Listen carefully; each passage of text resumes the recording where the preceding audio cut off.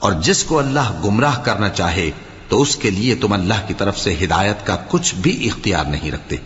یہ وہ لوگ ہیں جن کے دلوں کو اللہ نے پاک کرنا نہیں چاہا، ان کے لیے دنیا میں ذلت ہے اور آخرت میں بڑا عذاب ہے۔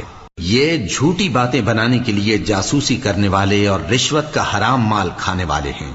اگر یہ تمہارے پاس کوئی مقدمہ فیصل کرانے کو آئیں تو تم ان میں فیصلہ کر دینا یا روگردانی کر لینا، اور اگر ان سے روگردانی کرو گے تو وہ تمہارا کچھ بھی نہیں بگاڑ سکیں گے۔ اور اگر فیصلہ کرنا چاہو تو انصاف کا فیصلہ کرنا کہ اللہ انصاف کرنے والوں کو دوست رکھتا ہے۔ اور یہ تم سے اپنے مقدمات کیوں کر فیصل کرائیں گے جبکہ خود ان کے پاس تورات موجود ہے جس میں اللہ کا حکم لکھا ہوا ہے۔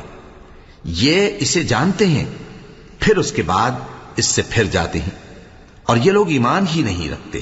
بے شک ہم نے تورات نازل فرمائی جس میں ہدایت